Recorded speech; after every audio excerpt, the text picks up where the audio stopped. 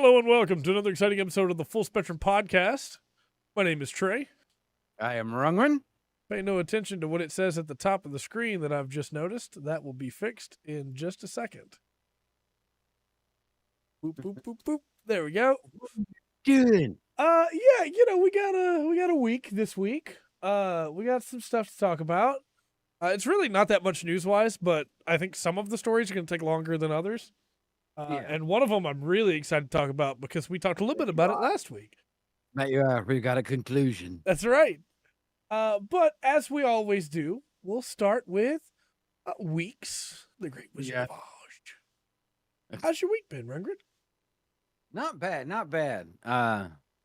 Managed to get the song out Sunday. Yeah.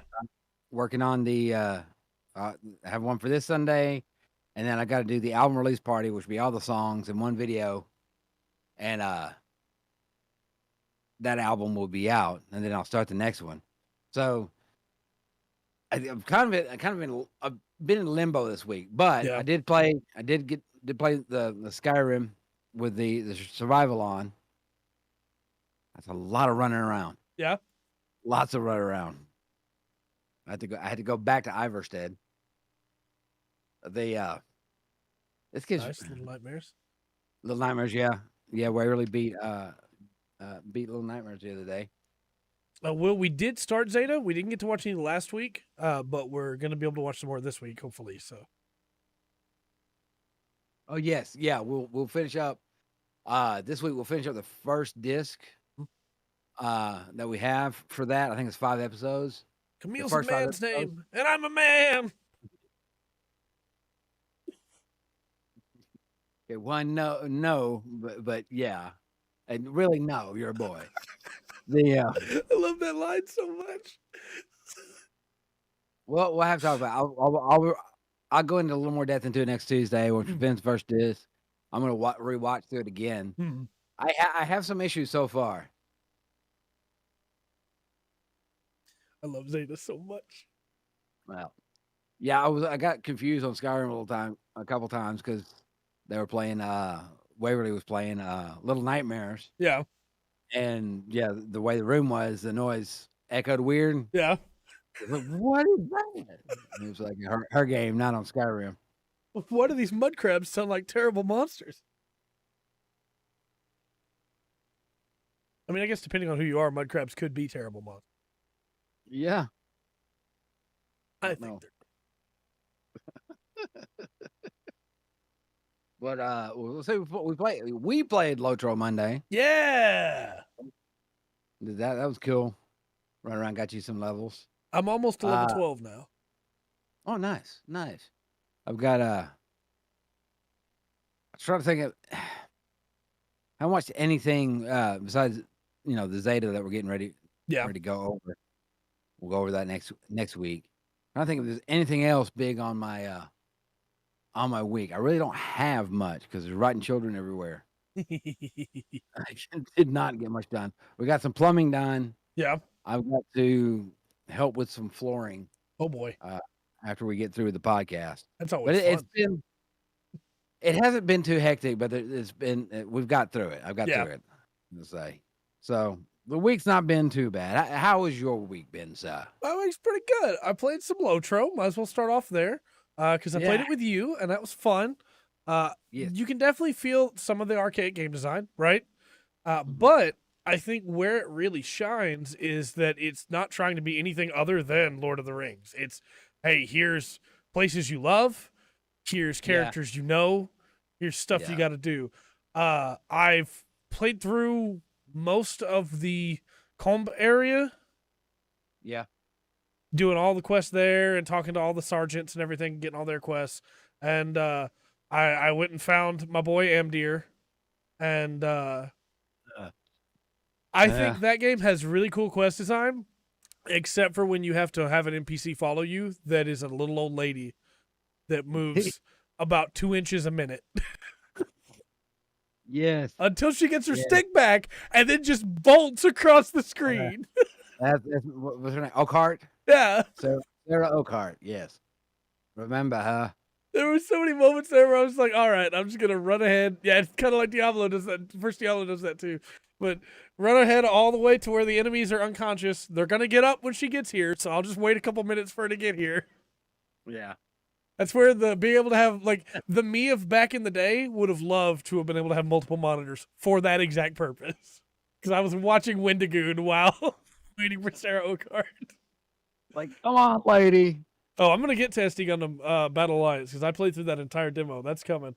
But no, I do still really like that game. I think that Lotro has some really cool story, really cool sound. A lot of the sound effects are really great. I wish that the tracker was bigger, so like I could have more quests on the tracker at a time. Because I picked up every quest in that town, and went and did a bunch of them, and then came back to town and went, why do I have more quests back in the Chetwood?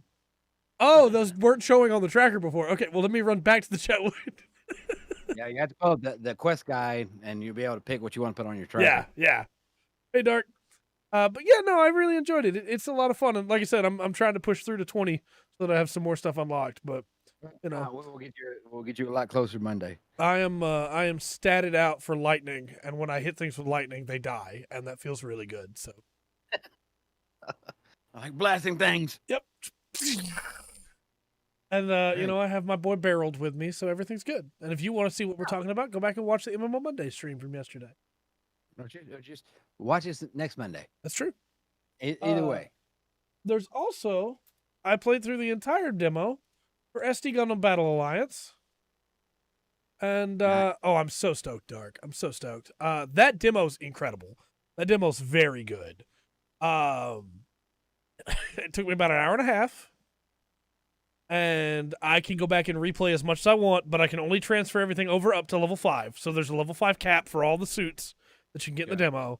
But I can get them all to level 5 before I even transfer over to the main game, which feels really good. That's good. The way that this game works is that with all the different suits that are added, there are 3 suit types. And even in the suit types, the different suits have different abilities and stuff. But the different suit types are all-rounder, infighter, and sharpshooter. So the all-rounder can get in and do just good damage, melee, good damage, range, good to go. Infighter is a little more melee-focused, and the sharpshooters are a little bit more range-focused. And the best example, I suppose, is like all-rounders would be like the Zaku, right? And then an infighter would be like the Gundam Barbados with the big mace. And then a sharpshooter would be like the gun tank, just shooting from a distance, But does the demo give you anything for when the game comes out? Not technically, but you do get to transfer over all the levels that you've already gained and all the money that you've already gained. So you get to start the main game with all that stuff already. Now, the one thing about the games like this that are strategy games, especially when you're using armies and troops and stuff moving around, sometimes, I'm not going to call anybody out here, but a lot of them really kind of come down to a rock, paper, scissors kind of with the troops. Right. Like, now this one doesn't have troops. The other SD Gundam games do. Okay. I get where you're coming from because all the other SD Gundam games do. This one's an action game. Okay. Interesting. It's a very different take than the other ones for sure. And I do like the other SD Gundam games, the SD Gundam G Generation games. Those are really fun. But I think the gameplay of this one's really good. But to your question about the rock, paper, scissors stuff, yes, sorta. An all-rounder is going to be good for everything, but an infighter is definitely going to do way more damage to a sharpshooter if it gets up on top of it than a sharpshooter is going to do in melee, whereas the sharpshooter can stop the infighter from getting to them if they're on it. However, they've put in stuff like perfect dash, perfect block. They've put in stuff like guard counters. They've put in stuff like interrupts. This is a full action game. So if I'm playing as the gun tank and the Gundam Latreia is chasing me down with the intention to kill me, I can just interrupt it mid-combo, boost backwards, and fire both cannons while I'm boosting backwards. And it feels really good. Nice. You also have partners you can bring with you, and the partners have special abilities that can get the heat off you if you're getting overwhelmed. You have super moves. Yeah, this is sort of like Journey to Jaburo, but also it's like Dragon Ball Xenoverse. So the basic core premise here is, hey, the timeline's messed up. We're gonna pull you from the 1 Year War. You're not Amuro. We're gonna pull you, unnamed character, from the 1 Year War, to go into all these other Gundam timelines to try and fix the timelines. And so you have to find where things have gone wrong, hunt things down, and do different missions. And as you do it, you unlock blueprints, let you play as different units. And I mentioned earlier, even in the unit type, like all-rounder, in-fighter, sharpshooter, they play very different. For instance, a Dom is still an all-rounder. So the Zaku and the Dom have like very different ranged, very different movement. The Zaku throws a cracker grenade for its right special or its left special, and and has like the Zaku bazooka for the left special. The bazooka is the basic attack for the Dom, the basic ranged attack, and so it has the flash stun for its right special, and it has the two-handed smack that Gaia does on the Gundam in First Gundam as its left special. So even in the same set, they're all very different. Does it have co-op? I did not see co-op in the demo, but I also didn't try co-op in the demo. I was just focused on trying to work my way through it because I wanted to play as the Barbados. Playing as the Barbados is very fun. I think the big draw for that game for me is going to be unlocking the suits, but I actually think the story stuff is pretty cool. I did get a little bit disappointed, and I guess this is technically spoilers. The trailer makes it look like Ramba Ral gets put into the Gundam Barbados when that happens. You've seen the trailer. You remember where it switches to the Barbados? Yeah. It's not Ramba Ral that gets translated there. It is the Gundam Barbados with Mikazuki August, the main character from Gundam Iron Blooded Orphans, that gets translated there. And so everything's very confusing. But the boss fights in this game are intense. They are great. I got into a boss fight with the Gundam Epion from the Wing universe and the pilot of the Epion, and he was chasing me down while I was trying to heal. I had to use all of my tools to be able to get away so that I could heal. Okay. Just so I could take him down. And I took him down with like 35 HP left out of 500. It was incredibly satisfying. And gameplay wise, this is incredible. It's so good. It is very close to a DMC, though not quite a DMC, right? It's missing some of the ability to juggle enemies. It's missing some of the sheer utility of different moves, but you can level up your suits so the moves get better. It's really good. Still. Yeah. What? One, I'm glad you're excited about it, and demos got you this excited about it. And the demo like carries over too. So if you download the demo, you don't then have to go back and redo the opening stuff. You can just start from where you're at. I do wish the demo had more partners, because the only partners you get are Kai and Hayato. And it gets kind of annoying to every mission, because I'm still playing it now, booting in and leveling my stuff up to 5. And it gets kind of annoying at the start of every mission to have Hayato launch, and then Kai goes, Hayato got the drop on me. I got to get out there. It's like, all right, Kai. All right, look. That's video games. Yeah. Let's get the AI script. Yeah. That's video games. If I said through my week, I've been playing through Skyrim. There's a couple. Mm-hmm. I know that guy works at Benethor's General Store. I get it. Yeah. Tell me every time I'm standing close to it. I wanted to give one more shout out too to the level design, because the level design is a lot more open than I thought it was going to be. I thought it was going to be mostly just arenas, right? But you can actually go off the beaten path and find more currency out in the world to be able to upgrade your stuff. And It's not like a huge map, but you can go off the way. And what really surprised me about it is when you go off the way, it's still anime accurate. So, like, there's an IBO level where there's a long bridge, right, with a city on the other side of it. And it's a very important location in IBO. I won't spoil that for you. But there is a little mini base off to the side of it. That base is there, and you can go there. And that feels really cool. Yeah. Well, that it's interesting because you mentioned that when you talked about in your week playing Lord of the Rings, that Mm-hmm. one of the things you like about that game is that you know this from the stories, Right. this spot, this whatever it is, and you get to go by there and see it. Yeah. Do that. It sounds like they're doing the same thing with it. You know these stories, so if you know where to go, you'll find it. Yeah. It feels good. It feels good. So obviously, I'm stoked for this. I'm gonna have to pre-order it so I get the early unlocks for some of the stuff, this DLC coming. I have to. I don't have a choice. And Sure. it's really funny because I'm gonna talk about Digimon Survive in a minute, and I bought that instead of Xenoblade Chronicles 3 because I knew Xenoblade Chronicles 3 was gonna do good, right? And I wanted Digimon Survive to get as many sales as it could get because I know it's a weird game in a lot of ways, and we'll get to that. But I'm now also gonna have to put off buying Xenoblade 3 to be able to get the pre-order version that I'm thinking about getting the deluxe edition. And I feel bad because I know Xenoblade Chronicles 3 is going to be my game of the year, right? But I'm in no rush to get there. I know when I play it, it's going to take over my life. So yeah. I might as well enjoy everything else on the way there. Excellent. But no, it's very good. And if you haven't downloaded the demo yet, you should because it's worth it. Hold on.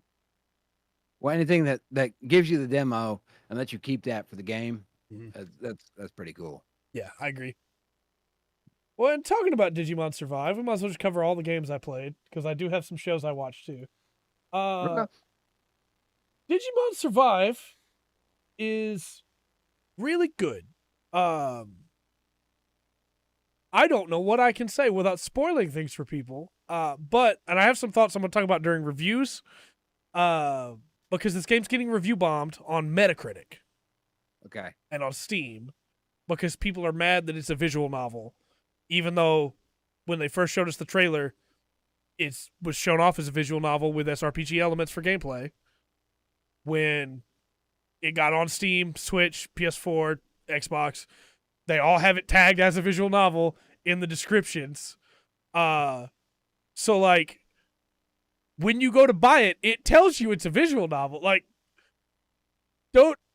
also, you can return it on Steam. You're gonna know it's a visual novel within the first 2 hours. Yeah. So why are you review bombing it? Come on. Yeah, it's a visual novel, and then when you get to the gameplay, it's a tactical RPG, which is really cool. It is a very good visual novel so far. And I'm just gonna put it this way, without trying to spoil anything. It's called Digimon Survive for a reason. Oh. My roster is smaller than it was when I started. I am loving this so far. So one of the coolest things about Digimon, like in the original show and then as it continued to go, is that Digimon is, I'm not trying to start a fight here, it's more adult than Pokemon, right? Pokemon is, hey, monsters that we capture and we have fun with, and little kids can go off in the world on their own and they do great. And people look at Digimon and go, hey, Digimon's that too, right? But what they forget is in Digimon, people die.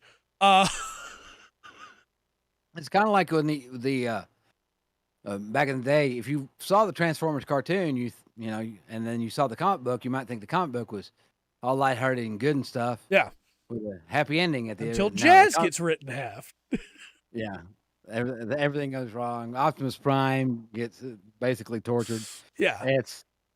The comic books are rough. And really rough. They absolutely are. And that's what I really like about this game is it's kind of retelling the story of first Digimon Adventure, but with new characters. And so some of those characters will have the same Digimon. Like the main character has the same Digimon as the original Tai, the original Digidestin of Courage. His Digimon was Agumon. Your main character has Agumon. But within a very short time, it is very clear Digimon are horrifying in this world. Something as cute as like a Gatsumon swings and hits you and your character is sent flying across the field they're in. And it's like, oh, okay, these are not good. And it's, again, I'm trying not to spoil too much because it is a visual novel. It's really hard to talk about a visual novel without spoiling things. Yeah. But I like this cast of characters a lot. I think that the people that are not wanting to engage with the visual novel side of it because they want to focus on the gameplay are missing out, because you do get to a point eventually in the game where you can just do the gameplay as much as you want, but the visual novel elements are the story's great so far. Yeah. Renamon may be in it. Yes, the answer is yes. Renamon's in the game. I haven't got a Renamon yet, but Renamon's in the game. And man, it's such a weird game because you can also recruit free Digimon. And so, like, when you fight a Digimon, you can use Shin Megami Tensei tactics to talk to the Digimon and try to tame it. And if you tame it, like, if you answer all its questions correctly, you have, depending on the moral choices that you've made in this visual novel, which changes your moral aspect, you may have an easier time or a harder time recruiting Digimon. I have gone straight good guy, moral character, and so I have a really hard time recruiting evil Digimon. I had a 28% chance on a Dokugumon, but I got it. But, like, I don't know if Anjumon and Devilmon are in it. I do not know if Lady Devimon is in this game or not. But I am really enjoying myself with it so far. Chapter 3 was incredible. Chapter 2 was really good, but Chapter 3 was incredible. And I really am looking forward to seeing where it goes. I've already been told by people that you have to play it multiple times to get the true ending, which is fine, because that's how visual novels work, you know? Hopefully so. Hopefully so for your sake, Dark. But no, I am a huge Digimon fan. I don't talk about it very often because Digimon stuff doesn't come out. But it is everything I wanted it to be and more. So wow, okay. Then game-wise, I have two more real quick to cover. I played Endling Extinction is Forever. I got a key for that. That video's out. That video is out. Yeah. Yeah. That game is very good. And I stand by what Dark said a couple podcasts ago when we talked about reviews for it. Anybody that says it's not about climate change, how? Yeah. That opening is so strong. And very shortly after that, there's a thing that I will not spoil. Oh, it's ad time. It's ad time. Ad time. I feel bad my week's so long, and then I remember how short the news is. Yeah. Ad time. You don't have an ad up? Oh, Nightbot, were you wrong? What? Nightbot, how? Last time he was a minute after the ad. This time he's a minute before the ad? Oh, okay. Maybe. We're gonna get. Are you getting rain there? Are you getting thunder?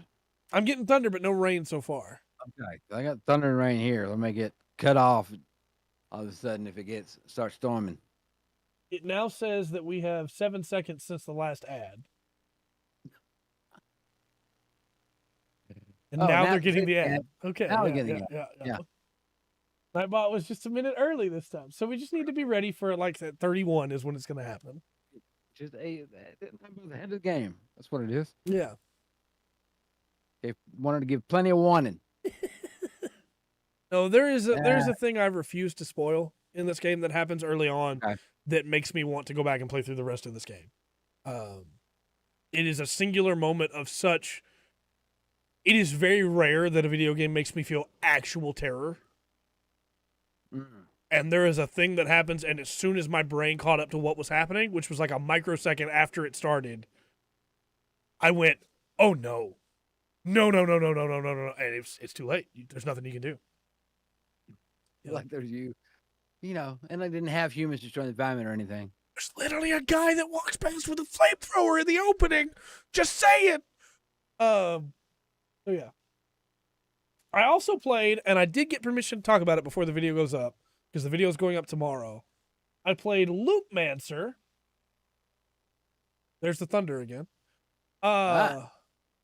Loopmancer is a really interesting game.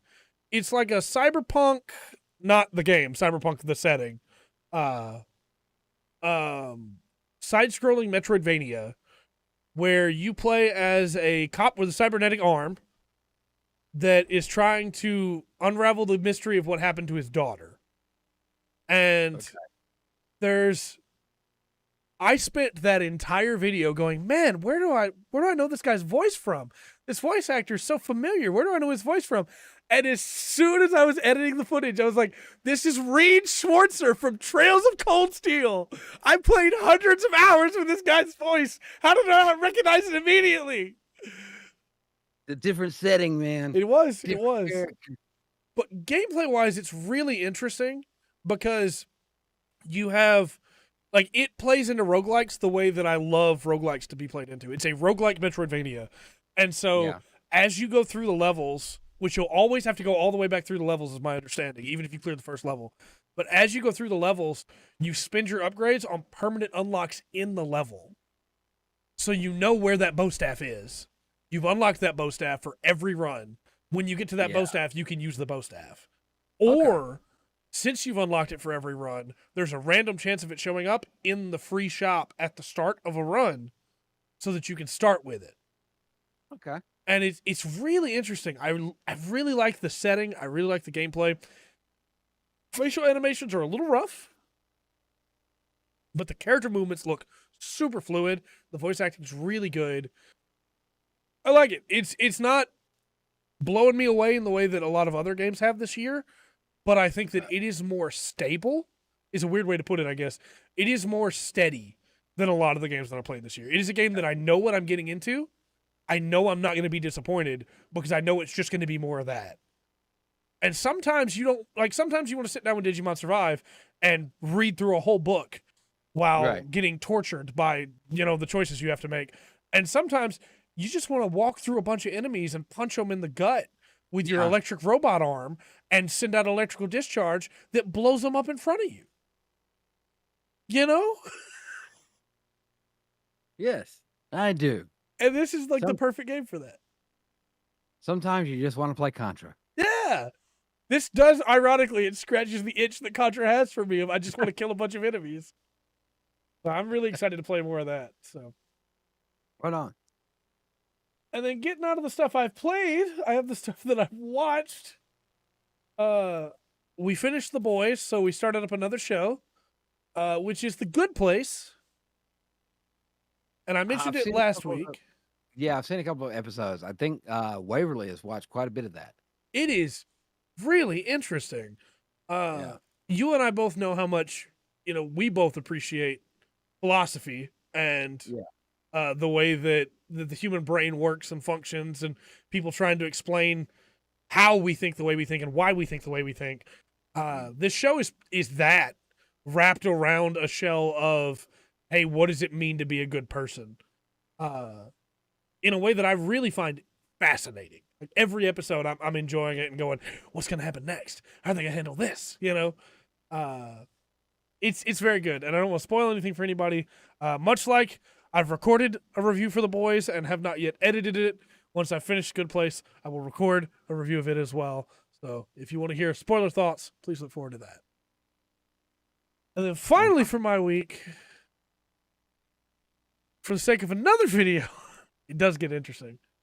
I watched the first episode of 4 different Ultraman shows.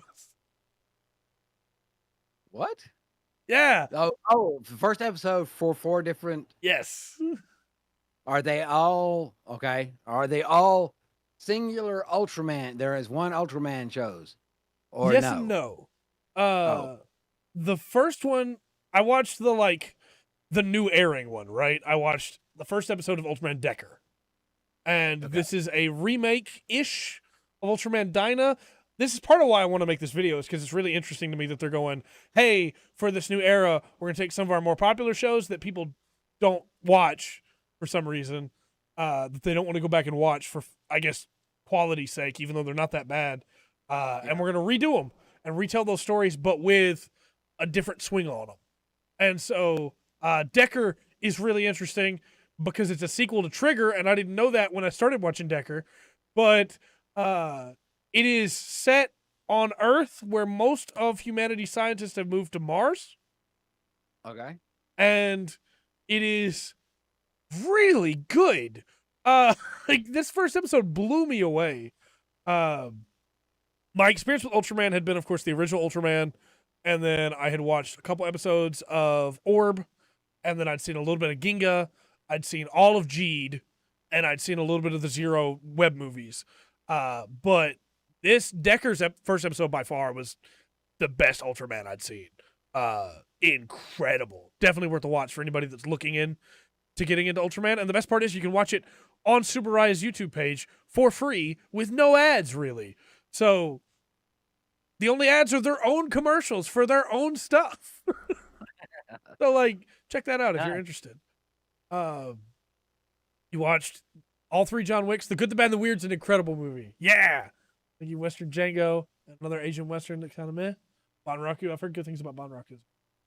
I also watched, after Ultraman Decker, Ultraman Trigger, the first episode, because I was like, hey, I'll check that out. You know, I mean, it's tied in there. And you've probably figured out by now that I'm doing a video on the first episode of every Ultraman series. But Ultraman Trigger is the story of what's going on Mars with the scientists. Okay. Which is pretty cool. That's cool. That's cool.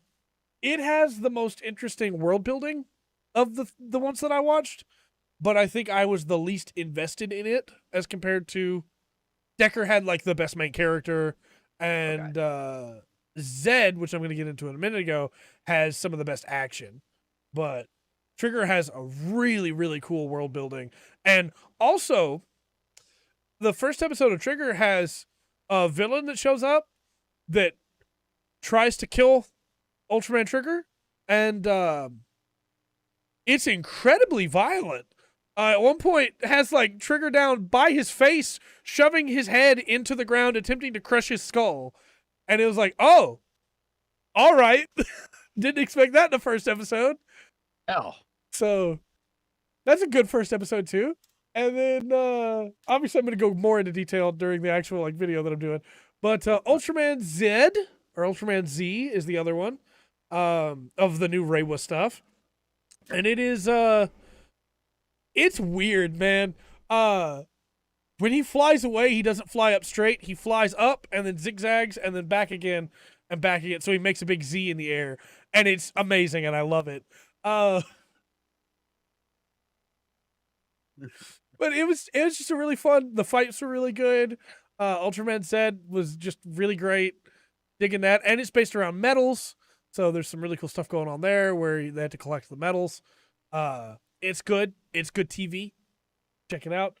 And then Ultraman Rube is the last one that I watched. And if you think that title sounds weird, that's because it's Ultraman R/B, but they pronounce it Rube. Okay. And this one's cool because it's about 2 Ultramen. It's about brothers.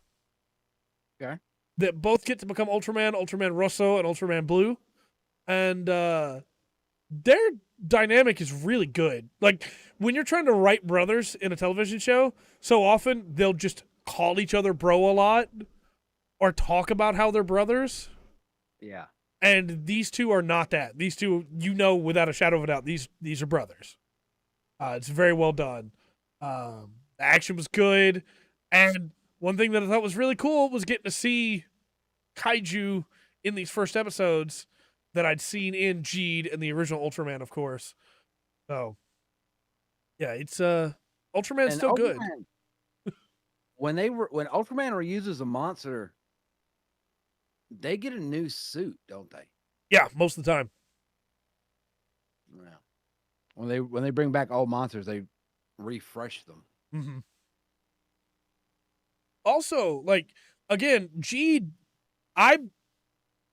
this is where I was at as a weird outlier among Ultraman, is that I had seen the original show and I'd seen Geed and I'd watched a little bit of Ginga and a little bit of Orb, and I didn't really love the action in Ginga and Orb.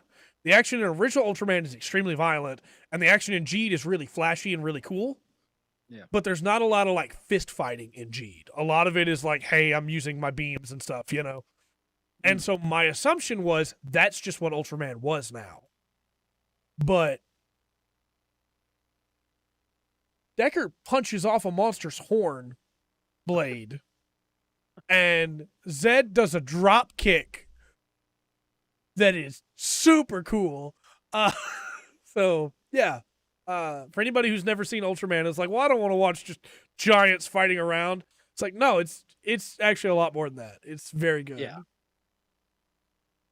It's an Charge of Malaysia.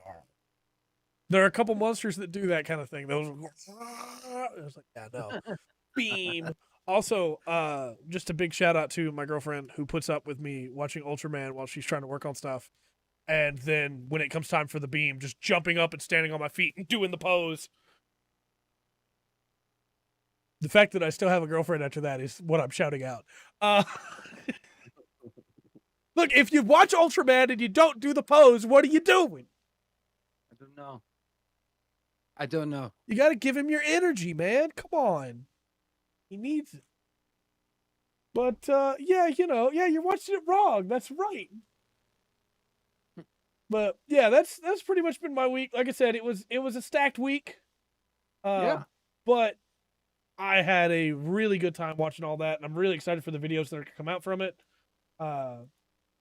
There are, of course, a lot of things in the background working right now, which means I can't just tell you, hey, yeah, this is coming out soon. But yeah, when it will, it will. All right. So, 45 minutes into the podcast, let's get into the news. Well, starting with reviews. Reviews.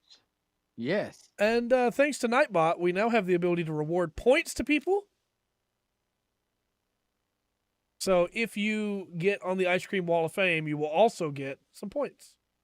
Nice. But no points retroactive. I'm sorry, Dark. Well, don't scream. Don't be yelling at Nightbot. Crazy. I don't know. Oh, no. The queue was 2320. Oof. Servers might have got a little trip. Ugh. Nightbot's just a little overzealous. He's new. He's new to his job, and he's like that guy that just got the job today, and he goes in there and just immediately starts messing up because he's so excited for the job. So, I want to talk about Digimon Survive reviews, but I'm going to be honest with you. We only got 4. Okay. Because they didn't give code out early for anybody, and most people haven't reviewed it. So I'm in a weird place with this where we don't yet have official scores because we're waiting on a 5th, and I assume by the time of the podcast we would have a 5th. And we still don't. And now you have done what assuming does. Yep. So we're instead going to talk about Azure Striker Gunvolt. Specifically, the third one. Azure Striker. Is that Striker spelled with a Y? No, unfortunately, it should be. Okay. I love the name. Azure Striker Gunvolt. That is. And this is the third one. Is it really? Yeah. I thought they stopped making these a long time ago. So this is a Inti Creates series made originally for the DS and then went on to everything else. This is the third one in that series. They are like Mega Man style games with a lot of stylish action.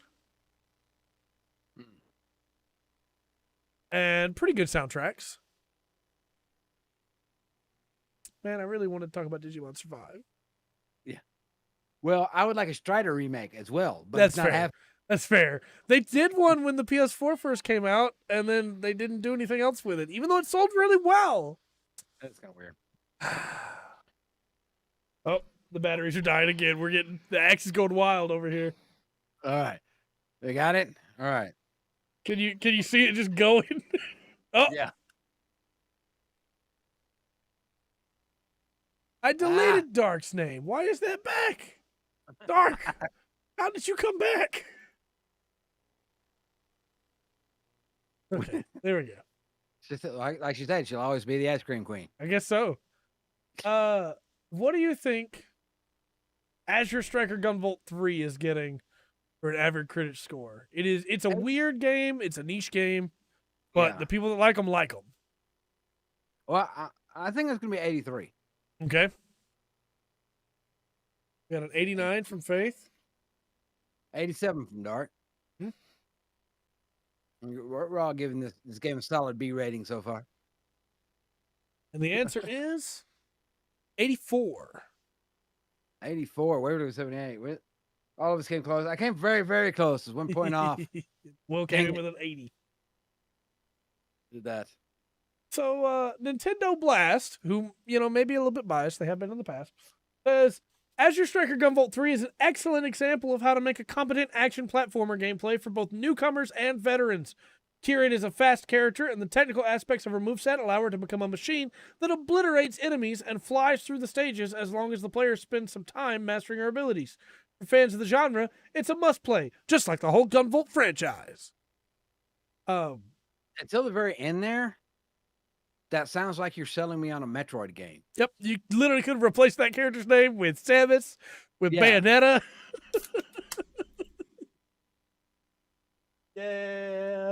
Yeah. That's why I had to read it. Hey Poor Player says, I really enjoyed Azure Striker Gunvolt 3. While it doesn't quite manage to give fans a perfect experience, it's definitely one of the best in recent history.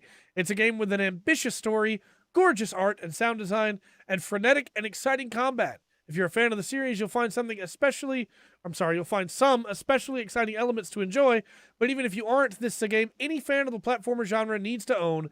It's well worth its price of admission. Well, they sound very enamored with the game. Mm-hmm. Now let me read you a very different review.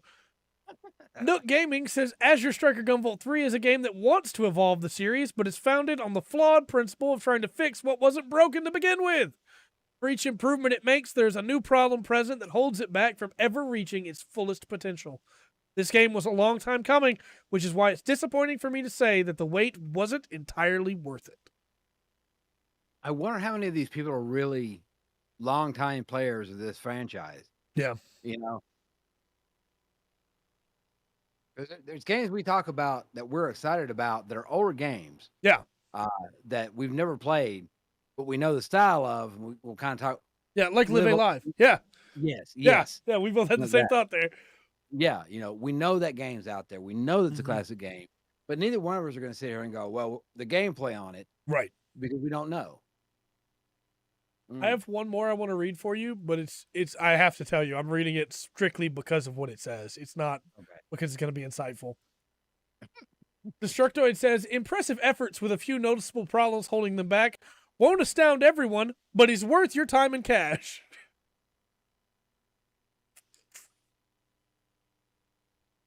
What a blurb. Yeah. You just have to, 5 minutes before it was time to submit, you just went, we got to get something out quick. I don't know. Did they just rip off a quote from Charlie Sheen talking about a hooker? Is that what won't satisfy everybody, but it could be worth the money. Yeah.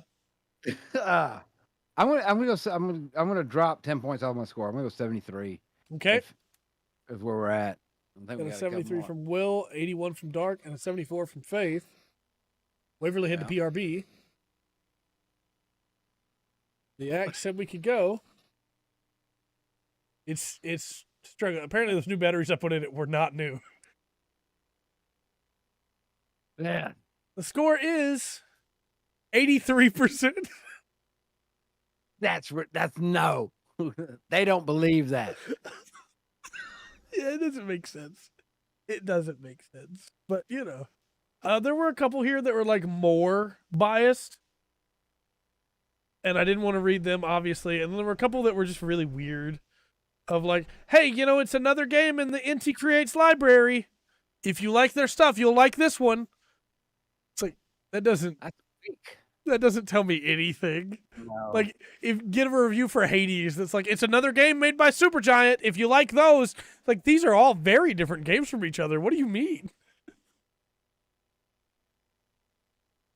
So that's one thing. Look, if you like Skyrim, I don't think you doesn't necessarily mean you're gonna like Morrowind or Arena. Right. You may not ever want to touch those two games. You can't just throw that out there. That's a weak statement. People that like Front Mission aren't necessarily going to like Dark Souls. Yeah. All right, let's get into the announcements. Mm-hmm. Also, for anybody at home taking score, there is almost assuredly we're going to wind up covering a topic tonight. Just keep that in mind. So, announcement-wise, we have a Pokemon Presents is happening tomorrow, and you might say, "Oh yeah, this is great. We're going to get news on Pokemon Scarlet and Pokemon Violet." Yes, but it's also going to be on Pokemon apps and video games, which means we're also going to get stuff on Pokemon Go. We're also going to get stuff on Pokemon Sleep, probably. We're also going to get stuff on Pokemon Unite. So if you're tuning in expecting just like new stuff for Scarlet and Violet, we're probably going to get one new Pokemon revealed for those games in a trailer right at the very end. Just a heads up. Keep that in mind. Maybe a new Detective Pikachu, but I doubt it. I doubt. Well, I don't know, because Pokemon Go does a lot of their announcements through their app. Yeah. I wonder if they may not spend too much time on Go specifically. Right. There. We'll find out. I don't know. Yeah. Though they might go and Unite quite a bit. Also, the timing is rough. It's 6 a.m. No. Like, why, Nintendo? Why? 6 a.m. for who? 6 a.m. for us. It's like 8 p.m. for them, which is, again, a really weird time. Like, why? That's all right. So, yeah, that's a fun thing. But, yeah. We'll watch it anyway. By the time you wake up, it'll have already happened. Everybody will already be talking about it on Twitter, so it's fine. You'll know if it was worth watching or not. Sure. And talking about worth it, let's talk about Game Pass games for August. Because I'm gonna be honest, I don't think these are necessarily worth it if you don't already have Game Pass. I think Game Pass is worth it on its own. We're not sponsored. We could be, Microsoft. But yeah, stop me if any of these would be enough to make you sign up. Cooking Simulator. Coming to cloud, console, and PC. Okay. Ghost Recon Wildlands. Coming to cloud, console, and PC. 2 Point Campus. Coming to cloud, console, and PC. Turbo Golf Racing. Coming to cloud, PC, and Xbox Series X, Series S. It's not coming to 360 or Xbox One. Expeditions Rome, PC only. Off-World Trading Company, PC only. And Shenzhen 10, PC only. That's so weird. I know they're trying to pick up more PC, but the console is what made them. Yep. And they really seem to push stuff out on the PC. Nothing. There's a couple of those games I like to try because I have Game Pass, but there's nothing that will make me sign up this month to have it. Yeah. To get those games. The first DLC for Citizen Sleeper is coming to Game Pass as well this month. Sniper Elite 5's Landing Mission and Weapon Pack are coming. And then Sea of Thieves Season 7 is coming. And then if you have the Ultimate version, you get the Fall Guys Coconut Milk costume, the Skate 3 Upgrade Bundle, and ESO's Noir Pack. However, leaving on the 15th will be Boyfriend Dungeon. Oh, no. Curse of the Dead Gods, which is actually a pretty cool game. Library of Ruina, Starmancer, and Train Sim World 2. Nice, Dark. I'm not a big Wildlands guy. I didn't like the way that it played myself. And as we've talked on this podcast, I absolutely could not stand a Boyfriend Dungeon. I think the gameplay is just not great. And absolutely disappointed me because I was very excited for that game. But yeah, I don't know. This month doesn't really do anything for me either. Yeah. Now there might be stuff on Game Pass that's just on there that might be worth it for you. So look past these new offerings. Yeah. And check into the deeper of what they already have. For sure. Still. Oh, Dark, I love the concept, but I'm the first one to say, hey, I don't mind if a game has bad gameplay if the story's great. Turns out I was wrong. I do care if the game has bad gameplay. I don't care if it has mediocre gameplay. Yeah, it depends on the game. Because I will sit through an old style RPG, which the gameplay is not that great. You know, Right. It's point and click through the battles for a good story on that. You know, the old RPGs are a lot different than the newer, even though they still use the menu system. Right. I just think that, not to just bash Boyfriend Dungeon here, but there are many other games in that same genre of like hack and slash, over the top hack and slash, that have actual combos. And Did you look at Valorant and say combat? a dodge roll that actually has invincibility frames on it, and the ability to link attacks into each other. That's, I want a basic combat system at least. That's all I'm saying. Yeah. Now they do have a coming soon section here, which has no date on it. Possibly after the 15th, we'll see. That has the Shadowrun trilogy coming to cloud and console. Okay. Yeah, Dynasty Warriors Gundam, great hack and slash, great combos. Naraka Blade Point, which would be a pretty good grab, honestly, to cloud console and PC. Far Cry 5, which is currently available, so this coming soon is a little bit delayed on console, but I'm assuming that means it's also coming to cloud and PC because they have it set for all three. FIFA 22 for console and PC, and Total War 3 Kingdoms coming to PC. Oh yeah, when we've talked about that. I don't remember if we've talked about that on the podcast or if that was just one of our conversations. I think it might have just been one of our conversations about the Total War and the series, the high points, low points, and then we needed this game. Yeah, it's a fun game too. Some of them already are dark, but I think this is them being added to the other things. I think it still says coming soon, so I know Far Cry 5 is for a fact because I actually for half a second considered downloading it. Yeah, that's on. Some of them might just be either coming to console or coming to PC. Yeah. I did not wind up downloading it, but I considered it for half a second. And it was the first time I'd ever considered playing that game for any length of time. the last Far Cry that I got excited about and had fun with was Blood Dragon. Yeah, I'm right there with you. And it obviously it was aware of itself. So, yeah. I played 4, but I played 4 to review it. And fun fact, Far Cry 4 was the first game that I played to review on this channel and dropped. It was the first time that I'd put like 40 hours into a game, was like, I don't care enough about this game to review it. See, like Dark and I are agreeing on Blood Dragon, so that's got to say, yeah, Blood Dragon's great. We're going to count for something. So. All right, and then we also have the Humble Choice games for August. Okay. That order makes sense. The Humble Choice games for this month are, and these are some pretty interesting games, I think. The Ascent, which is the cyberpunk, the genre, not the game, the setting, I should say. Danny was okay. I understand that. Top-down shooter that is solo and co-op. Pretty cool. Hot Wheels Unleashed. That's a good game. That's a good racing game. Whichever side, if you come in from just a racing game or from the Hot Wheels side, just want a Hot Wheels game, that's a really good game. Yep. Do you remember when I said that I was looking for a chance to play Plague Tale Innocence, but just had never got it? Yes. Plague Tale Innocence is in Humble Games this month. Nice. Gas Station Simulator. Danny Trail is awesome. Love Danny Trail.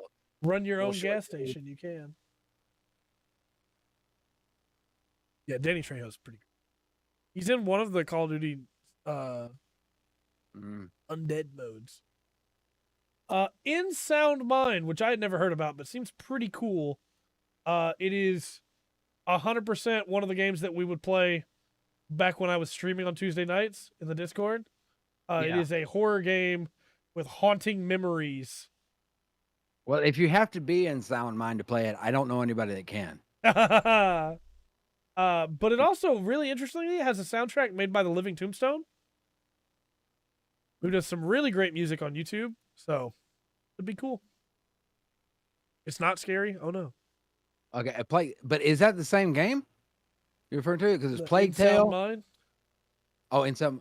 Well, I got you. Yes, it's good, but not really not scary. Okay, There's some cool looking images here. That's all I'll say. Right on. Mind Scanners is next, and this is a RPG, a retro-futuristic psychiatry simulation in which you diagnose the citizens of a dystopian metropolis, locate a host of other worldly characters, and use arcade-style treatment devices to help them. Gotta manage your time. It looks a lot like Papers, Please, honestly. But it seems pretty cool. Okay. And then Emily is Away, which is a really interesting game where you use like a 2008 version of Face Nook for the interface as you try to unravel a mystery. Okay. Wasn't not too long ago, weren't their game released where you were, I think you were a barista. Yeah. And you work kind of like a bartender, listen to people's problems, and you try to solve them. Yeah. And there's a couple of mysteries. I think it was called Necro Barista. Was it? Think so. Let me double check that. Okay.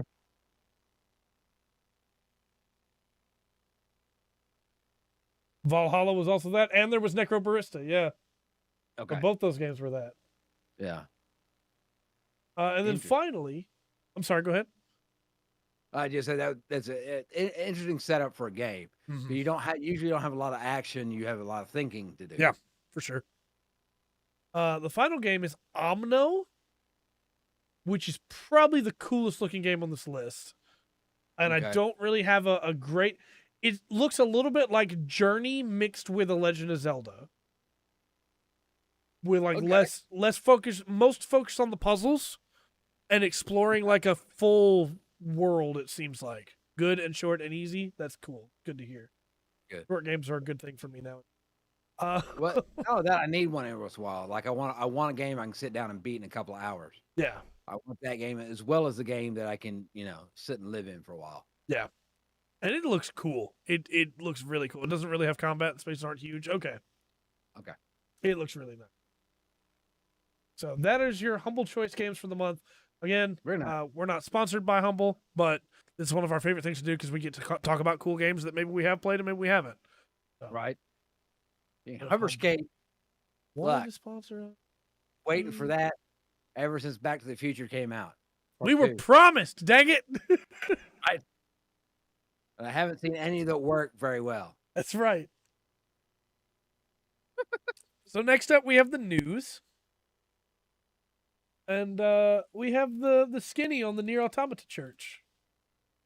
Yes. Yeah, this man, just really was a couple of days ago. Yeah. And it wasn't really. Yeah, I know. They're not up to par. That's the problem. Of what they should be. But no, we talked about we found the answer to this a couple of days ago. And as I understand it, this guy has successfully modded Nier Automata. Yeah, so it's more than one person. It's a team, right? And they were doing this on the down low, and they never meant for it to turn into an ARG. They never meant for Yoko Taro or Yosuke Saito to get involved. It was always just going to be like hey, we're going to tease this just to mess with people, and then we're going to drop it, right? But once the Sad Futago stuff took off, and Yoko Taro and Yosuke Saito were tweeting about it, how do you then go, we have an ARG on our hands, let's just tell everybody it was a fake? Instead of going for it, Yeah. But the side news on this is kind of getting, because this was a game that nobody could mod. Right. Yeah. They wanted to, but they couldn't. This is straight up good news. And the people that are mad about this, because they're like, well, they lied to us. Like, look, don't be mad they pulled a Taro style move. Right. Don't be mad they did what the dev would have done. You know whose game this is. That's right. And so, obviously, Yoko Taro and them, they're having a blast with this because they're like, hey, yeah, this is great. People are modding the game because they knew it wasn't real. They knew it was a mod. Well, yeah, but it's just from standing back and looking at it, all right, this game can be modded now. Right. That means there's inherently more replay value. Yes, absolutely. And I believe that's why, and also because Yoko Taro is a massive troll, that at no point did they go, hey, let's tell them this wasn't us. Because he was like, yeah, no, this is great. I love this. Yeah, no, it's good advertisement. It's good publicity. And so, obviously, they had to reveal it at some point. The team was a group of people known as Devil is Revenge, Woeful Wolf, and Raider B. They apparently had been part of the team that was trying to crack the game for mods a while back. One of them had a breakthrough, and I believe it was Devil is Revenge, but I'm not positive on that. Okay. But one of them had a breakthrough and was able to then mod in other textures. Which so, it's weird because Elden Ring has been modded before this got modded. Oh, yeah. Even though people were working on cracking this. Yeah, since it came out. Elden Ring, yeah, before Elden Ring ever came out. Yeah. Not only were they able to crack it, but they were able to add textures from other games into it. So the whole thing they did was adding in textures from areas in Nier Replicant, which is why it works so well as an ARG, right? Yeah. And this means that after everything was figured out, after the whole ARG was solved, they released the mod tools for anybody to be able to use them. And so we're going to get custom-made levels in Nier Automata now. And of course, as Dark says, there will obviously be dirty mods now, because now they'll be able to export character models straight out of the game. If you can import, you can export. But this also means that we're going to get custom-made levels. We're going to get challenge rooms that people set up. We're going to get puzzle rooms. We're going to get all kinds of cool stuff that people can do now. And like you said, it just adds more replayability. Yeah. Yeah. It's being, because I'm pretty sure if, between the people that are watching and us too, we've played games and we've played games with mods. Yeah. We put mods on games and everything. And I think, obviously, what's a big one? Skyrim. There's channels dedicated to Skyrim mods. Absolutely. GTA and 5. Exactly. And that's one of the reasons these games have been going so long. Right. Even with the Red Dead Redemption Online. Yeah. There was a few that the only reason it went on is that they could catch a modder. They some point add a mod, like fight together at the same time. Dark, I hadn't even thought about that. Oh, that'd be incredible. Yeah. Yeah. I want that now. I want that so bad.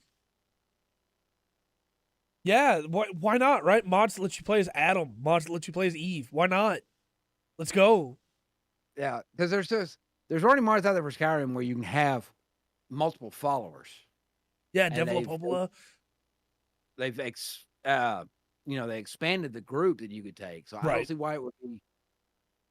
It seems like mods take a form. Yeah. You're going to have, okay, we've got this idea now, this idea of how to implement it and how to put it, that all this stuff's going to come in. Right. And I hope it explodes. There's a lot of those games that have mods, have a dedicated website for the mods. Right. To go and check them out. So maybe, before too much longer, we're going to be finding Nier Automata has got, all these different downloads. You can mess with your HUD. You can change up the characters. Let me play as Pascal. Let me play as the commander. Yeah, it is the G unit for sure. No, look, there's so much you can do with this. It's crazy. And I cannot wait to see what happens. Obviously, like, again, some subsets of the fandom are angry because they feel like they were lied to because they thought this was going to be Dragon Guard 3 being remade. It's like, well, look, just because this isn't that doesn't mean Yoko Taro's not still going to do that at some point. True.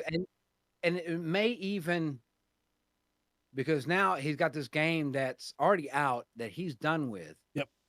That that other people are going to add to. So he doesn't have to worry about that. He can sit back and watch people replay it in many different ways. Right. So maybe open him up more to things he can do. Maybe. On the side. I want to throw this out there too. I saw this referenced on the Nier subreddit, and it was an idea of, so I don't know if you remember or not, but Just Cause 2 got modded to where the modders went crazy.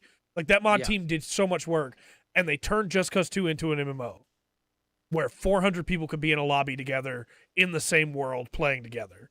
And it was crazy. Yeah.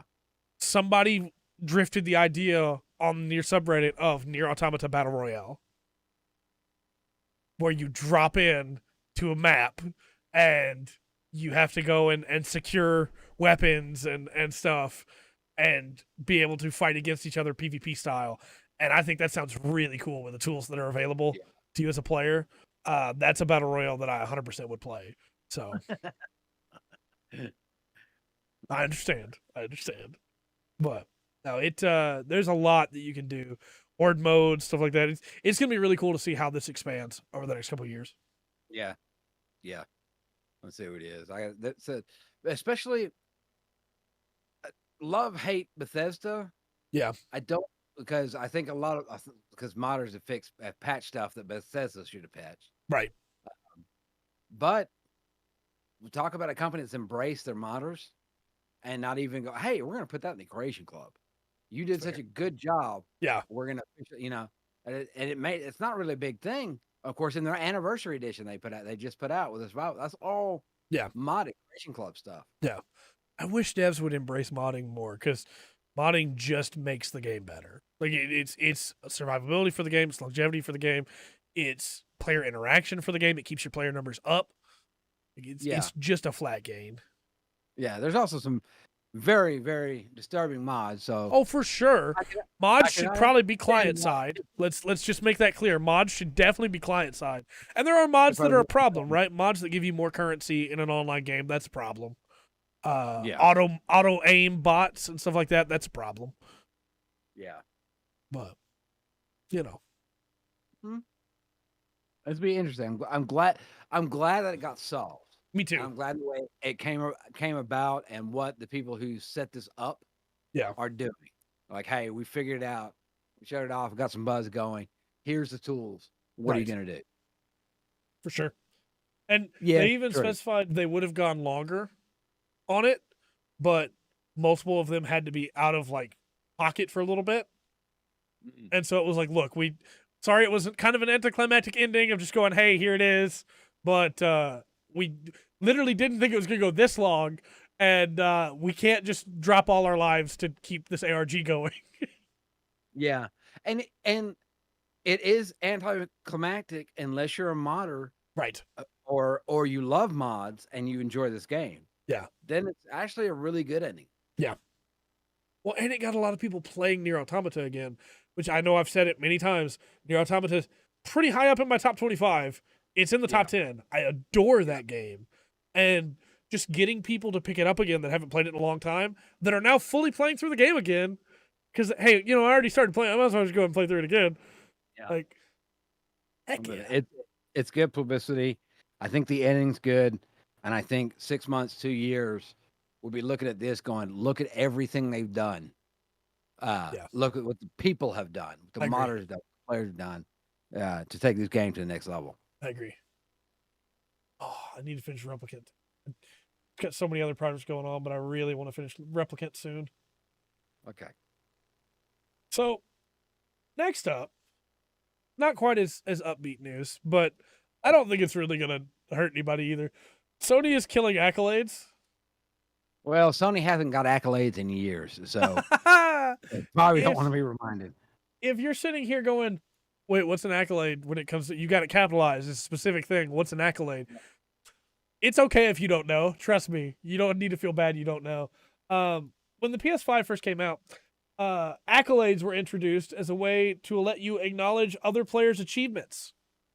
So you could award a teammate or an opponent a badge based on their play style, as if they were helpful or welcoming or skilled, Do they really steal that from oh god, what's the name? What's the game? Not League of Legends, the other one. Dota? No. The one they keep putting out like the turtles. Smite. Smite, yes. Yeah. You can do that in Smite. You can give awards, your accolades to your players. I'm sure there's been a bunch of other things that have done it too over the years. but and nobody uses it. Nobody's been using it. They specifically say uptake has been low. And so as of fall of this year, Accolades will no longer be supported. If the gaming community was what they want it to be, I Right. think Accolades would work. But you're going to be playing with people you know, and a lot of players may just at the end of they come home from work, Yeah, they want to sit down and just play. Yeah, I don't want to Because, sit there and go into a menu and pull up Accolades for every person I played with. Next match, let's go. Yeah, start the timer. Right. What really gets me about this is the outcry of, wait, that was a thing I could do? If you go on the official Sony page about it and you check the comments for their blog post, there's well over 100 comments that are, wait, what? Wow. Yeah. Yeah. With, I think my favorite comment being, I got an accolade in Mortal Kombat 11 once, which was funny because they're supposed to be anonymous, but in Mortal Kombat, you can only give one directly after a one-on-one match. The guy said that I was unsportsmanlike. Oh. Oh. My gosh. We're going to have to change the rating system because of Sony. It's just wonderful. I love it. I love it so much. Just the sheer number of people that are like, I didn't know this was a thing. Why is it not supported in most of the games that I play? I've never seen this before. So, and then some people that say they played Deep Rock Galactic and got a bunch of accolades, so maybe that game pushes it for you, but maybe. Who knows? Maybe. I mean, it does seem like something that would be more focused on a, not in the battle royale, but a team. Yeah, a cooperative game for sure. Yeah. Yeah. Well. Yeah. So, no longer. Nope, it's gone. Get rid of Accolades. So you remember last week when we talked about how Warzone was stealing Amuro Ray's emblem? Yeah. Well, Call of Duty continues to steal. So they nuked that from existence, right? The Aurora logo was changed back to the old one. You can't even see that new logo anymore. The internet has not forgotten because it won't. And then this happens. And now the internet is bringing it up again about the logo too. So no one will ever forget. In the latest update for Warzone, they were excited to be bringing the Terminator to the Battle Royale, right? Yeah. And then they announced they'd be bringing a special skin of the Samoyed dog for Operator Kim Tae-young. And people were really excited. A dog character? That's great. That's fun. I want that skin. However, the artist that made that skin is not the artist that is credited for that skin. And the artist that made that skin has come out and said that Call of Duty Warzone has plagiarized their work. I'm not surprised. Call of Duty is a game every time it comes out, I should be going, yeah. Great. More historical battles, more stuff, on the game. But each time they come out, it always seems to, the past few that come out, always seems to be some kind of controversy. Yep. And I don't understand it because they've done great work for it, cutscenes and stories. Oh, yeah. Especially World War II stuff. This is a AAA title, a huge company. Why do you not have original artwork? Well, it's like we talked about in the pre-show, right? Put all that money in it and then just slip up at the final step. Now you may say, well, maybe this artist is lying, right? Immediately after this artist put out their post, Raven Software, who makes the Warzone skins, put out the blog post, removed that image from the blog post and re-uploaded the blog post. That's not suspicious at all. So, Sail Lin uploaded artwork of their special character Samoye Medical to their ArtStation in December of 2019. Oh wow. In a part of a series that they did on their ArtStation with a bunch of dogs in different dogs in different outfits for different Battle Royale stuff. Okay. Like Shiba Inu Soldier, Bulldog Shield, White Shiba Inu Sister, Black Shiba Inu Soldier, Doberman Sniper. You know, it's really good artwork. Then they put out their tweet saying, "Hey, they stole my skin. They stole my work. It's literally just the same outfit too. It's not just that it's the same dog; it's the same outfit as well." Which is obviously a problem. Yeah. And they've reached out to Activision for an explanation. This, of course, is when Raven Software deleted their post and re-uploaded it. Then a YouTube video from the channel The COD Inspector showed it the skin in their video, and this is where the artist said again, "Hey, you deleted the post, but it's still in the update." Oh man. And right now, they're just kind of not talking about the fact that it's in there. They're avoiding it in official release material. And they put out a tweet that still had the skin in there in the banner, and then deleted the tweet and re-uploaded the tweet without the skin in the banner. Oh my gosh.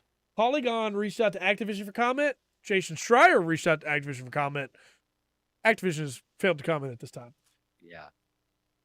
They can't. This company's just, it's already destroyed itself. Yeah. But it seems to be coming back with nothing, no redeeming qualities. How do you have 2 weeks in a row you steal art? It's awful. I would, if this was an independent studio, right? And it was a small game, and they had been, picking some stuff up. Yeah. Picking some fish up, and did this.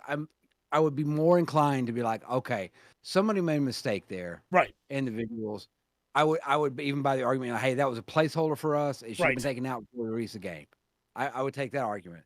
But with this studio, and we know how big they are. Yeah. We know the titles that they have. Mm-hmm.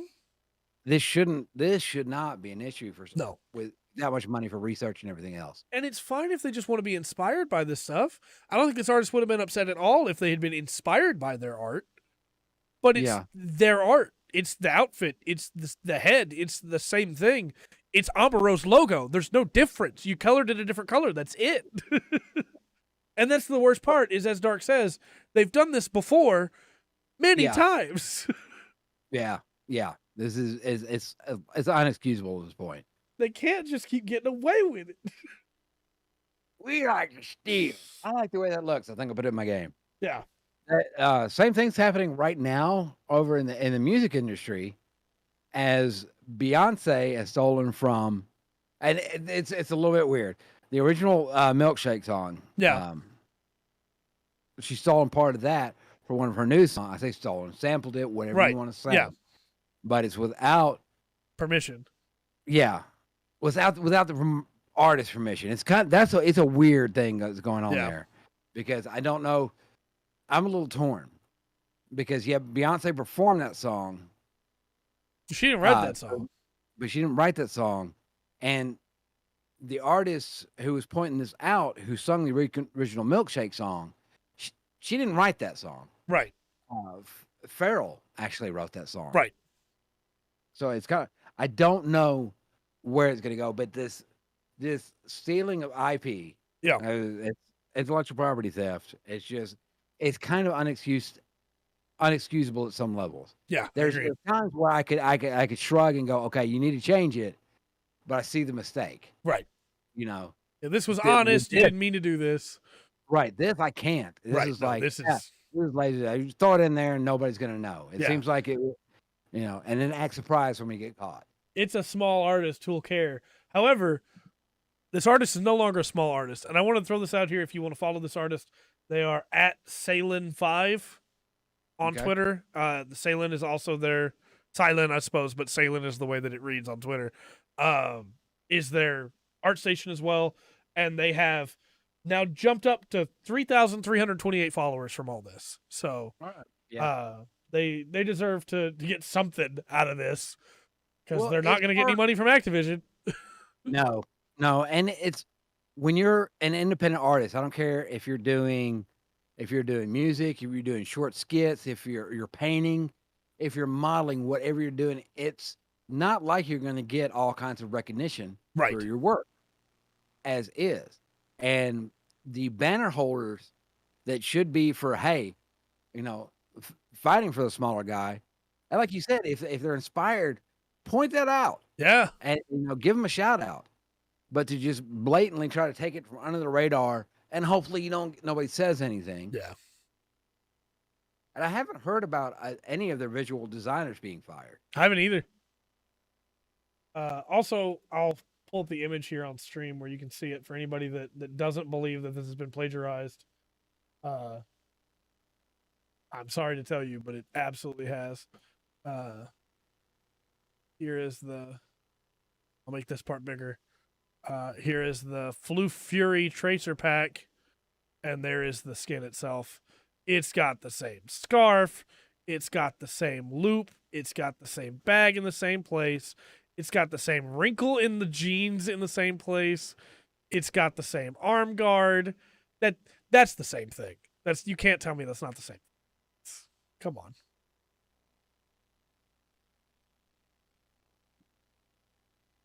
It's not even like, I don't know, man. It's just it's kind of a sad thing. You're ripping off a small, an artist who's obviously talented and really needs recognition for what they've done. Right. And you could have probably, if you'd asked them, you probably got it. That's what drives me nuts. You talk to them, you probably got it, and probably say, even if you paid them, it would probably be cheaper than the bad publicity. Yeah, for sure. Yeah, all they really did was have the gun switched. No scary. Nonsense is what it is. It's nonsense. And then finally for our news this week, this is a weird thing. The Steam Survival Fest sale is going on right now, and I don't understand. So when Steam does sales, right, normally there's not a theme, but when there is a theme, they normally stick to it pretty well, right? Yeah. In this sale, if I told you it's a survival sale, and I told you that the line they give you is stake out your territory, scavenge for food, and beat the elements with discounts, demos, and upcoming releases, well, that sure sounds like it's survival games, right? So you're looking at like Rust, DayZ, Raft, stuff like that, right? Yes. Ad should be soon. Nightbot is warning us. We should have an ad within the next minute. However, what if I told you stuff like Apex Legends is in the sale, even though it's free to play? No. What if I told you Digimon Survive is in the sale, even though it's not on sale? Yeah. Now it's ad time? Okay. Okay, now I got it. Yeah. it's I don't get it. Oh my gosh. That soundtrack in Digimon Survive is very good. The ad is done. Yours was Verizon. Right. Excellent. So I want to read off the top sellers in the sale. Okay. We got Rust, that's a survival game. Yes. We got Project Zomboid, that's a survival game. The Forest, that's a survival game. Raft, that's a survival game. Dead by Daylight, that's a multiplayer. Are they just going, hey, you can lose a life in this game, so therefore, if by that definition, Pac-Man is a survival game? And then next is Apex Legends, which is not a survival game. I mean, I guess you have to fight to survive in both of those, but like you said, Pac-Man, you have to fight to survive there too. Then it's Ark Survival Evolved, which is a survival game, sure. Yeah. DayZ, which is a survival game. Subnautica, which is a survival game, right? Hunt Showdown, which is an open world FPS. Okay. Not a survival game. Dinkum, which is a farming game. Digimon Survive, which is a visual novel, but at least, like you said, it has Survive in the name. So maybe they didn't know. Yeah. V Rising, which is a survival game. RimWorld, which is a base building colony sim. I guess that's survival adjacent. I know what I'm saying. That this is like their definition. If I guess because we play games and there's some gamers in the chat that if we say survival game, some of these games are not going to be on that. No, not by far. I'm almost done with the list here for you. Subnautica Below Zero, that's a survival game. 7 Days to Die, that's a survival game. Valheim, I guess, sure, you got to craft your house and everything and eat food. That's a survival game. Yeah. But there's no real cost for dying. You lose a little bit of experience, but that's it.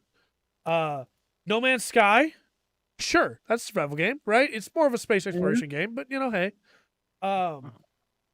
Green Hell, that's a survival game. Yeah. Terraria. No. Don't Starve Together, that's a survival game. Sure. Yeah. Sure. Yeah. Northgard, that's an RTS. Satisfactory, that's literally a factory sim. You literally build factories. What? Yeah. Risk of Rain 2, that's a shooter. That's a third-person shooter. Why is that on this list? You get a few steps to survive. Ghost Watchers, that's like Phasmophobia. You don't even craft in that game.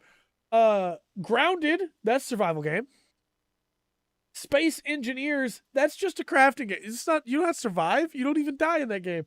And then Ark Season Pass.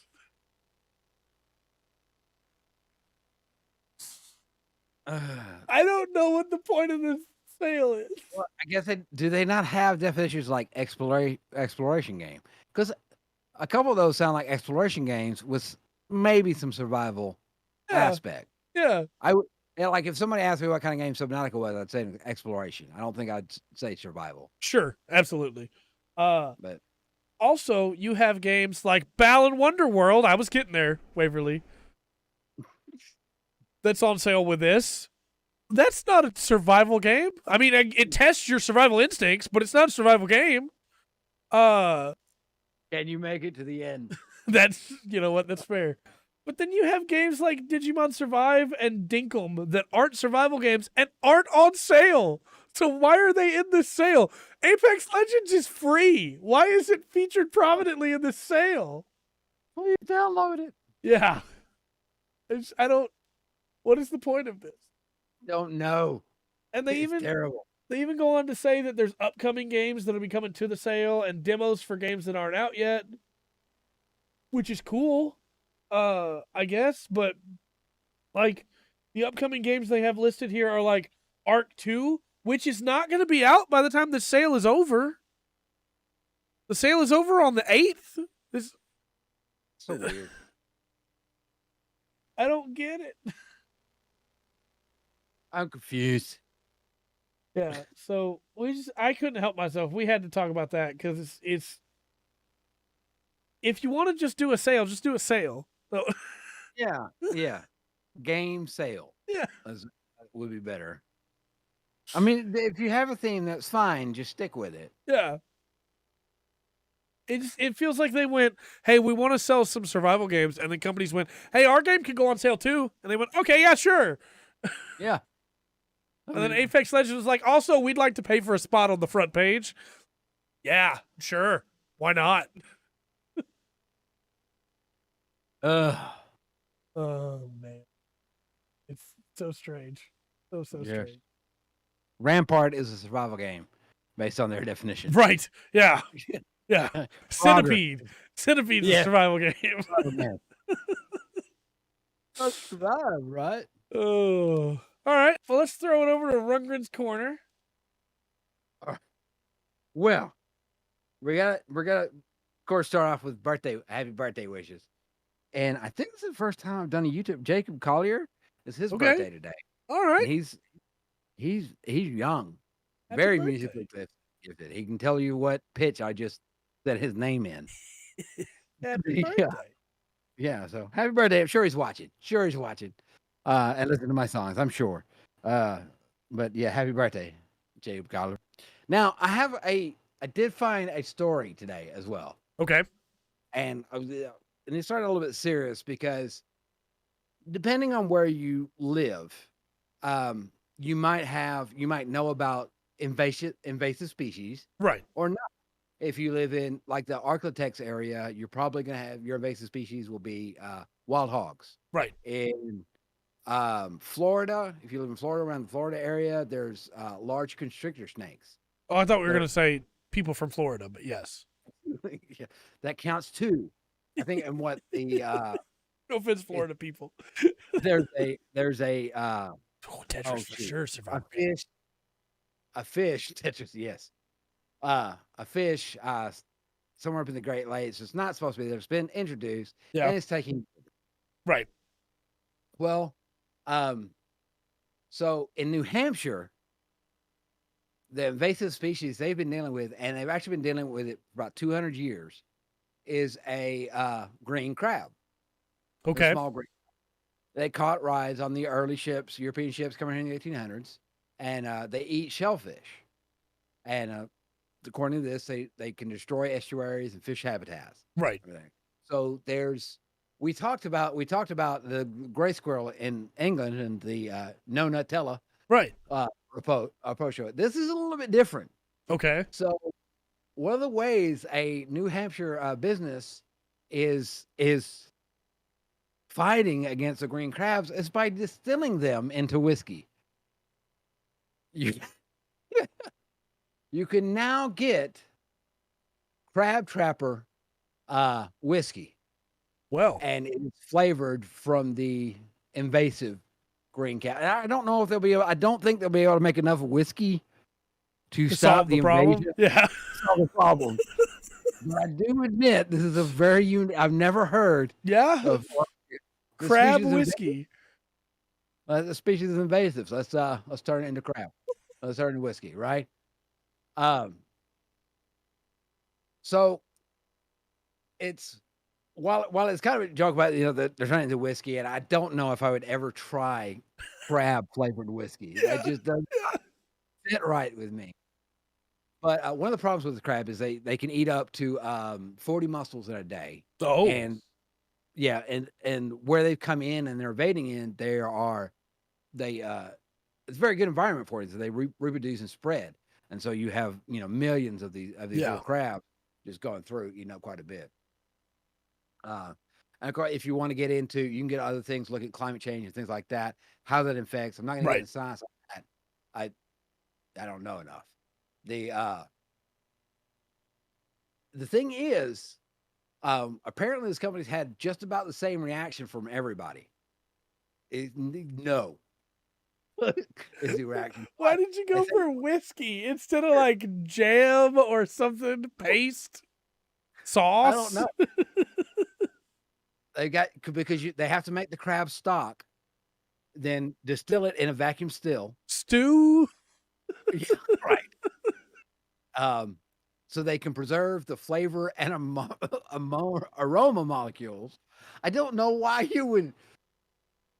It's crab whiskey, okay? I need to know how that I need to be a fly on the wall in that meeting where they're like, look, we got to do something about these crabs. And somebody goes, oh my gosh, I have an idea. Drink them.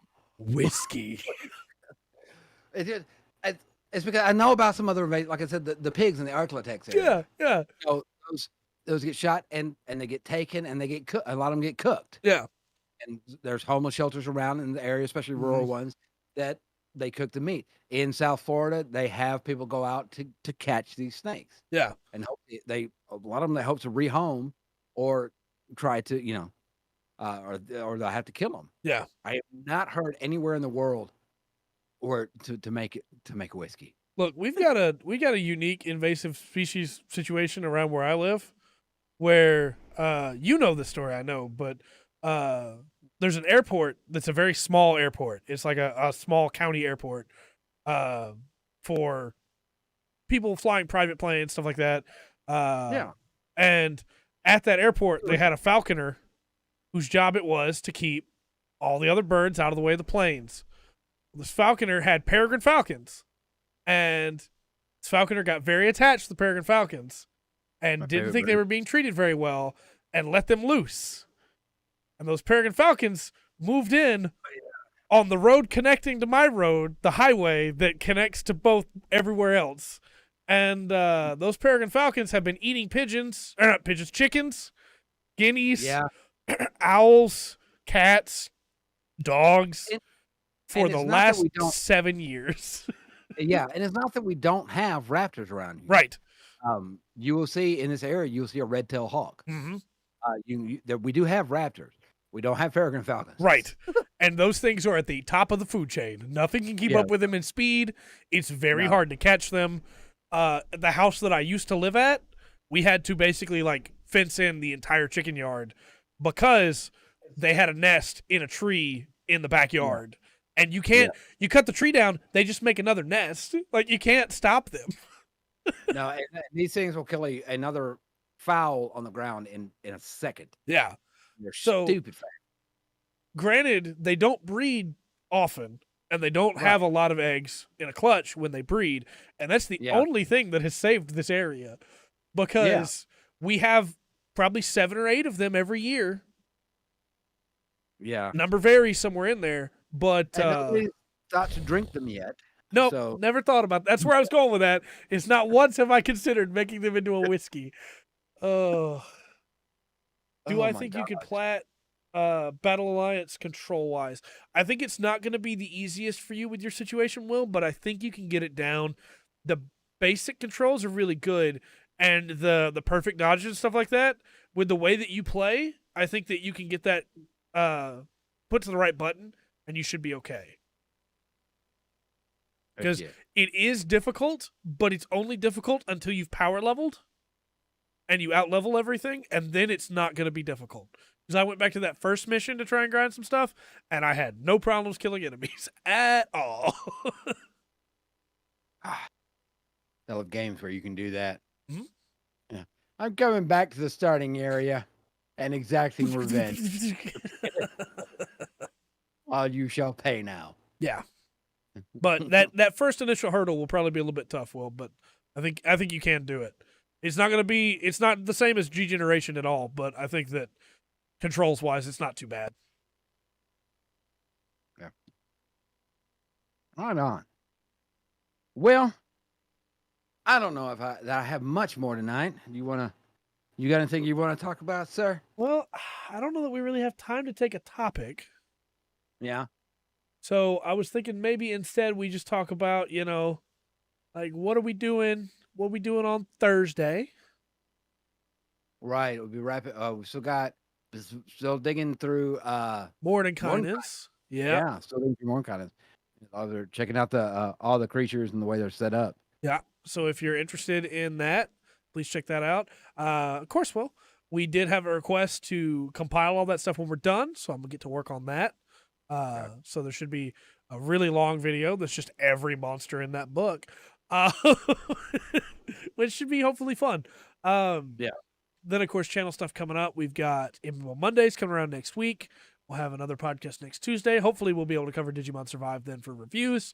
We are going to keep up our spoiler thing on that for a couple weeks, but at some point, Spoiler Boo's going to come up. I'm going to talk about Digimon Survive. Because I'm really enjoying that game. Video-wise, we still have a bunch of stuff coming. Inling went up today. Loopmancer's coming up tomorrow. And then we'll have videos on, hopefully soon, the Deep update, the Dark Deep in Minecraft, as well as Ultraman and a bunch of other stuff. But you got videos over the full weekend because of Digimon Survive and SD Gundam Battle Alliance. So, stuff's up. You have any plugs? No, not this week, man. I think we had some really good discussions this week. Even if some of them were a little bit silly. Yeah. Look at you, Steam. Yeah. So I really want to plug. I hope our audience sticks with us through the week. I think we're having some really good discussions over the next couple of weeks. I want to go ahead and plug the Insanity that is that Mordekainen's book. Those monsters, I've been reading up on the ones for Thursday, and they're really good. It does, Will, but you have done some incredible stuff despite that. For anybody who doesn't know, I'm gonna brag on Will for a second here. Despite the stuff that holds him back, he has become one of the best Gundam Breaker 3 players in the world. Aced SD Gundam Cross Rays. Just maxed out everything there. Will's really impressive, and always remember that, my friend. You are very impressive. I had another plug lined up. I don't remember what it was. I don't know. We would definitely be talking more Gundam next week. Oh yeah, we're talking Zeta Gundam next week for sure. Man, what was it? It was good. I just completely slipped my mind. Was it now? I thought it was good. Oh yeah, I can't really talk about it on the podcast yet because of the copyright strike. But I'm gonna be doing a review of the first episode of the Kamen Rider anime. Okay. Utopia. That video won't go up until after the copyright strike falls off on the 18th, just to be safe. But that video will be there. So yeah, I'm really excited for that. And then of course we got all the other projects going on there. And I want to throw a quick plug to a channel called Karn EX that just does Digimon stuff. And it's been really fun just listening to Digimon stuff while grinding in Lotro, grinding in Guild Wars. I forgot Guild Wars has a new event that starts tonight, so there'll be a video coming on that in the next couple days. So, lots of good stuff coming. I feel bad we're ending before 2 hours, but if we try to tackle a topic, we're not gonna be able to give it the time it needs. Yeah. I think we can hold off a little bit. We'll hold off on that. We'll end early this week because we went long last week. Oh, okay. There we go. It's a balance. It is. It's a balance. No, that's not what it said. All right. No. With all that said, go not buy Balan Wonderworld on sale on Steam. And until next time, I've been Trey. I've been Rundgren. We've been the Full Spectrum Podcast. Remember to always enjoy the full spectrum life has to offer.